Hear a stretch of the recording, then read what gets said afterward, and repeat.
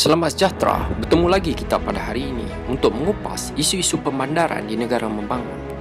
Sebilangan besar pembangunan di bandar Malaysia tergolong dalam salah satu daripada dua kategori utama, iaitu perkembangan ladang hijau Greenfield dan perkembangan ladang perak Brownfield.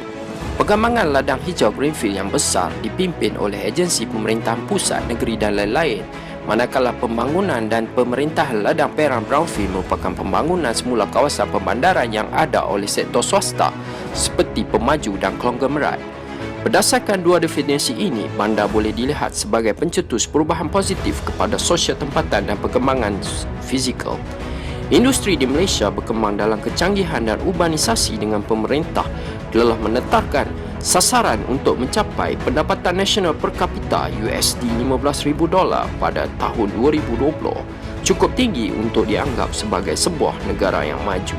Perkara ini perlu diperhatikan berdasarkan pada dasar pembangunan nasional yang merangkumi penyusunan rancangan induk untuk meningkatkan daya saing di antara 4 kota besar yang terdapat di Malaysia, iaitu Kuala Lumpur, Johor Bahru, Kota Kinabalu dan Kuching.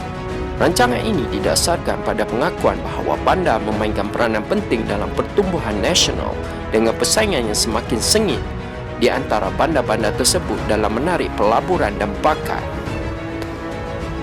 Jurang pendapatan.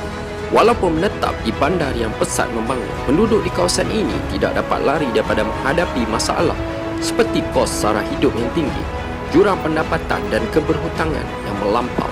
Seperti yang kita dapat lihat, isu perbezaan pendapatan di antara orang kaya dan orang miskin telah menyebabkan terjadinya kemiskinan bandar, iaitu golongan yang berpendapatan rendah yang masih mampu menggunakan dan membayar perkhidmatan yang disediakan di kawasan bandar tersebut. Selain itu, jurang pendapatan yang ketara dalam kalangan penduduk di bandar Malaysia boleh menimbulkan implikasi yang negatif kerana masih tidak mampu untuk mengecapi kehidupan yang sama seperti orang di sekeliling mereka. Contohnya, ketidakupayaan ibu bapa untuk menyediakan tempat tinggal yang selesa kepada anak mereka kerana peningkatan harga rumah yang semakin tinggi. Cabaran kehidupan penduduk bandar di Malaysia. Kos sara hidup, kadar kenaikan rumah.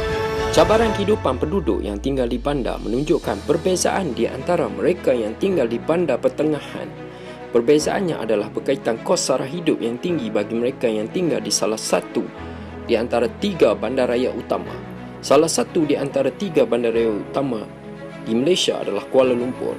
Walaupun mereka umumnya merasa gembira mendapat pekerjaan di bandar tersebut, tetapi mereka terdedah dengan pelbagai pengalaman dan peluang baru, tetapi hakikatnya mereka menghadapi tekanan yang amat berat, khususnya dari segi kos perumahan dan perbelanjaan utiliti yang lain. Antara kesukaran dari kelas bawahan, khususnya mereka menghadapi tekanan untuk mendapatkan rumah milik sendiri dan juga rumah mampu yang disewa dengan harga berpatutan.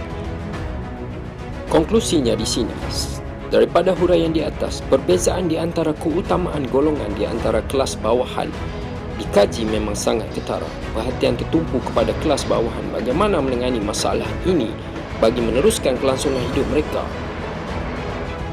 Masalah yang seterusnya adalah kemiskinan di Malaysia.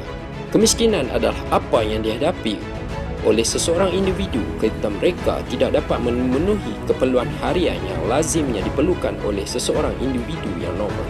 Tanpa bantuan dan sokongan, amat sukar bagi golongan ini untuk melepaskan diri dari belenggu kemiskinan yang dihimpit dengan masalah ekonomi.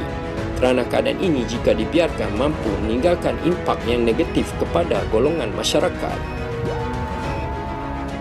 Teori kemiskinan relatif dikaitkan dengan pembahagian pendapatan. Pembahagian pendapatan dapat menunjukkan tahap kesejahteraan individu, iaitu dengan membandingkan tahap kesejahteraan individu dengan tahap kesejahteraan orang lain. Selagi pengagihan pendapatan tidak seimbang, kemiskinan relatif ini akan selalu ada dan mustahil untuk dihapuskan. Oleh yang demikian, paras kemiskinan di negara Malaysia perlu diatasi dengan baik bagi mengelakkan ianya daripada meningkat. Kesimpulannya, proses urbanisasi dari desa ke bandar menggalakkan ramai orang ke bandar kerana adanya peluang pekerjaan, tempat tinggal yang selesa, pendidikan dan sebagainya. Di samping itu, pembangunan moden yang sebercanggih ini menjadikan suatu bandar itu maju kerana penduduknya. Tuhan yang pesat di bandar telah menjadi pembangkit ekonomi kepada sebuah negara. Walaupun sebuah bandar itu berkembang, masalah seperti isu kemiskinan dan setinggal tidak dapat dinafikan.